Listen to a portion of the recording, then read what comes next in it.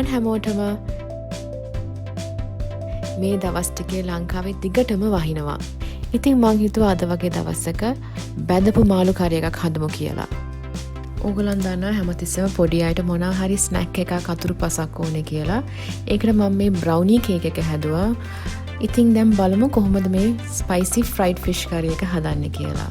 මම ඒකට non stick භාජනයක් අරන් මිරිස් කුඩු තේ හැඳි 4යි සූදුරු කුඩු තේ හැඳි 2ක්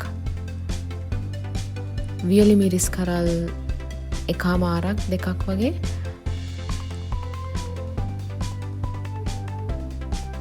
කුරුඳු පොතු චුට්ටක් කෑලි 2-3ක් වගේ පොඩි කෑලි ඔක්කොම එකට දාලා හොඳට ඩ්‍රයි රෝස්ට් කරගන්න. ඒ කියන්නේ වියලි විදියට හොඳට බැද ගන්න. දැන් මේක මෙහෙම වියලි විදියට බැද ගන්නකොට බලාගෙන කර වෙන්න දෙන්න එපා. ඉක්මනටම කර වෙන්න බලාගනි. ඒක නිසා ළඟින්ම ඉඳගෙන හොඳට බැද ගන්න.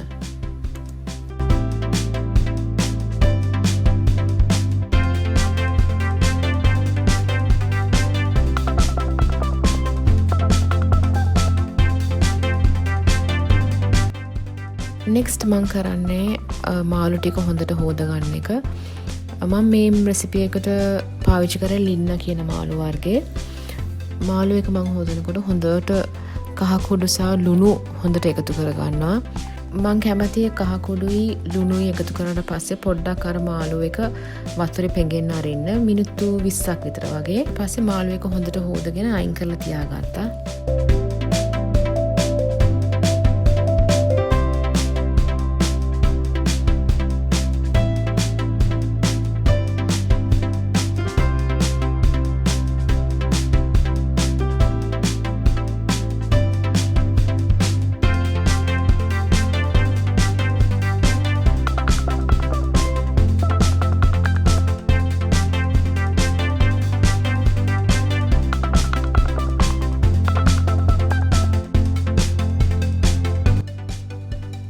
මං මේ රෙසිපි එකට තක්කාලි 3ක් විතර පාවිච්චි කරා මීඩියම් සයිස්.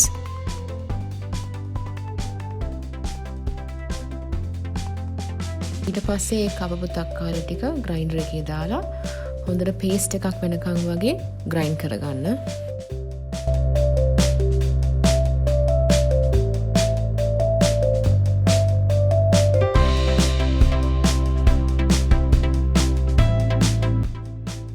දැන් අර අපි මුලින්ම වියලි විදියට රෝස්ට් කරලා තිබ්බ මිරිස් කුඩුවකට ඒකට ආයෙ තෙල් ටිකක් එකතු කරලා හොඳට බැද ගන්න. තෙල් එක මේ වගේ හොඳට රත් වුණාට පස්සේ ඔයගොල්ලන්ට තේරෙයි පොඩි පොඩි බුබුලු වගේ එන්න පටන් ගනි. එහෙම පොඩි පොඩි බුබුලු එන්න පටන් ගත්තට පස්සේ අර අපි අඹරගත්ත තක්කාලි පේස්ට් එක මේකට එකතු කරගන්න. මේ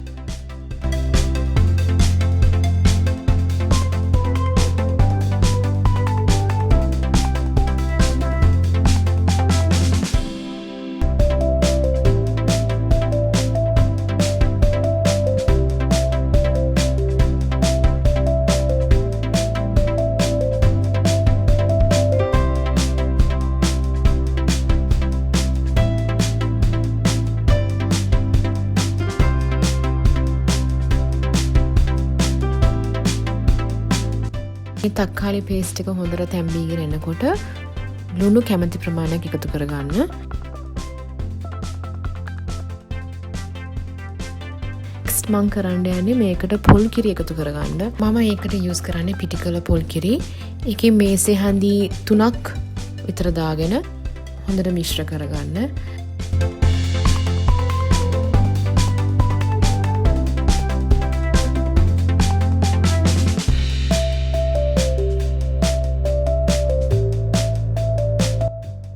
වතුර දානකොට වැඩියෙන් වතුර දාන්න එපා. එහෙම දැම්මොත් හොදි එක දියාරු ගතියට එයි. ඒක නිසා මීඩියම් ලෙවල් එකට වතුර දාලා හොඳට අර තක්කාලි මිශ්‍රණයත් එක්ක කලවම් කරලා ගන්න.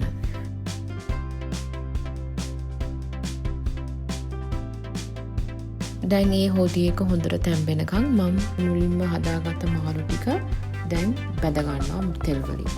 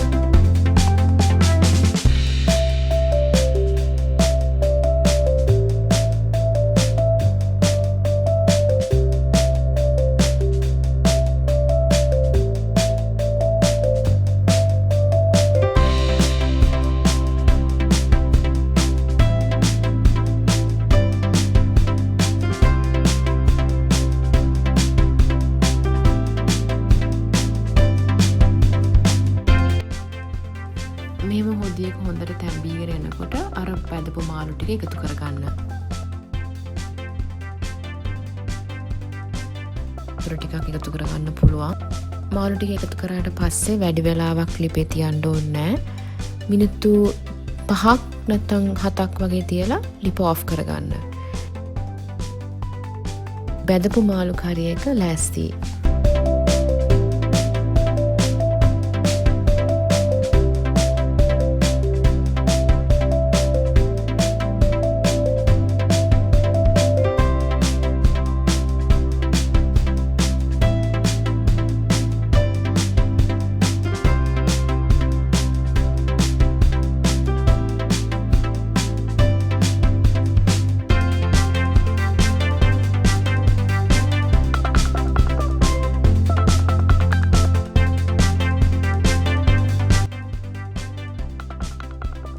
අද නම් උදේ කෑම කනකොට හොඳටම පරක් වුණා. මං මේ වගේ පරිප්පු හොඳට ඝනකමට හදලා තියාගන්නවා. එතකොට බටර් පාවිච්චි කරනව වෙනුවට මම මේක පාන් එකට ගාලා පාවිච්චි කරගන්නවා.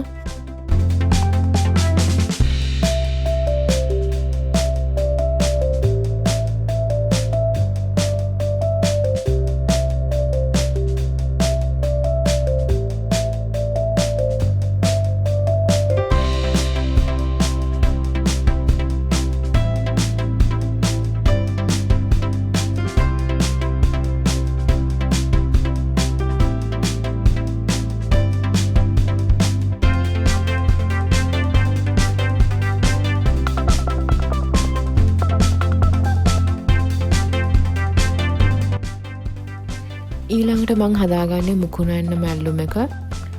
මං කොහොමද මුකුණන්න මැල්ලුම් හදන්නේ කියලා මම මේකට ඉස්සෙල්ලා මගේ channel එකේ වීඩියෝ එකක් කරලා තියෙනවා. ඒකේ මම link එක පල්ලෙහා description box එකේ දාන්නම්.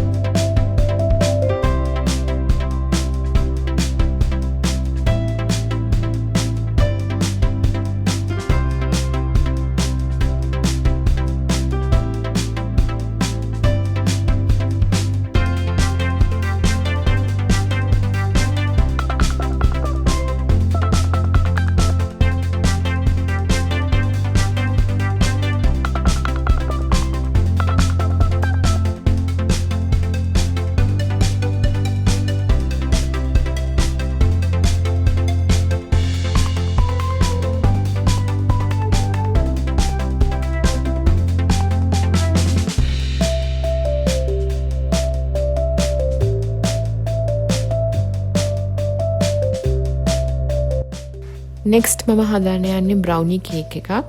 බ්‍රවුනි වගේ හොඳට ෆජිනස් එකක් තියෙනවා. ඒ වගේම චොක්ලට් කේක් එකක් වගේ මොයිස්ට් ඇන්ඩ් සොෆ්ට් උත් එක්ක. මේක හදාගන්න අපි මුලින්ම එකතු කරගන්නවා බටර්, මෙල්ටඩ් බටර් ග්‍රෑම් 100යි, සීනි කෝප් එකයි. ඒක විස්ක් එකකින් හොඳට මිශ්‍ර කරගන්න.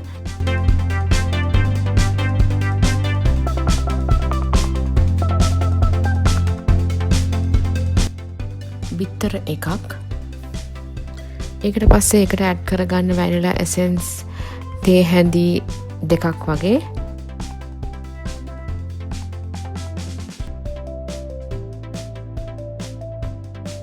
කොකෝ පවුඩර් ඇඩ් කරගන්න කෝප් 3න් එකක් වගේ. මගේ කොකෝ පවුඩර් එකේ ගොඩක් පොඩි පොඩි කැට වගේ තිබ්බා. ඉතින් ඒක මං අයින් කරගන්න මේ වගේ පෙරණ බඳුනකට දාලා මං ඒ කැට ටික අයින් කරගත්තා.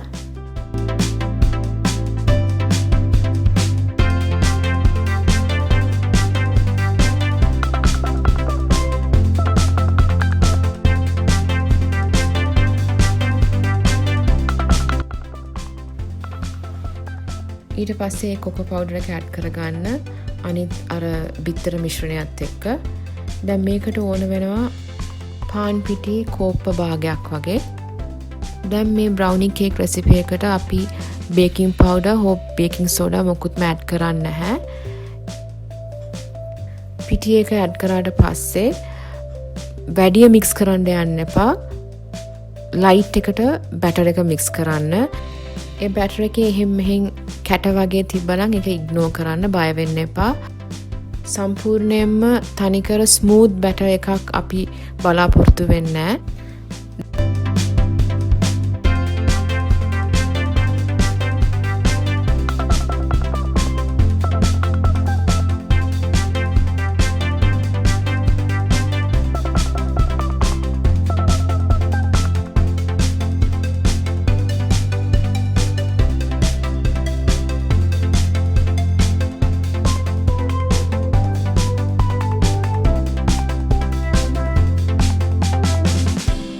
දැන් මේක හරියටම මුලින්ම කරන්න ඕනේ රෙසිපි එක හදන්න පටන් ගන්න ඉස්සෙල්ලා oven එක මුලින්ම 180 degrees වලට set කරගන්න.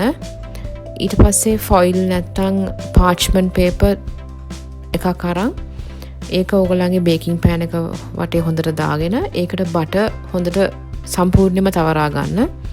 තවරා ගත්තට පස්සේ මම මේ වගේ මගේ batter එක add කරගන්නවා, brownie batter එක.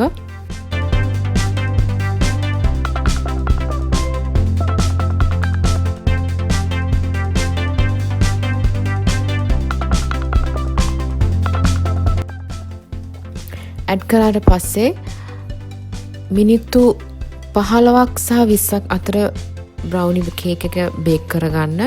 බේක් කරන අතරතුර විටින් විට චෙක් කරන්න. every 15 minutes වලින් පස්සේ වගේ චෙක් කරගන්න.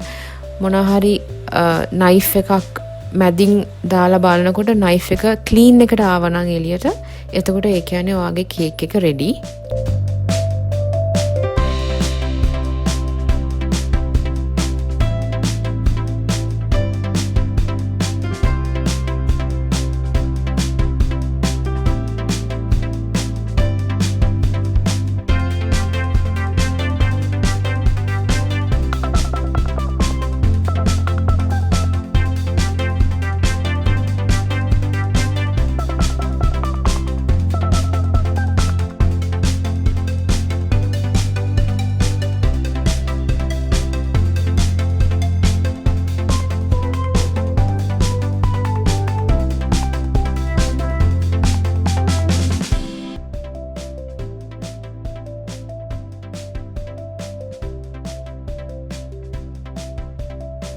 ඉතින් අද දවසේ vlog එක එතනින් අවසන්.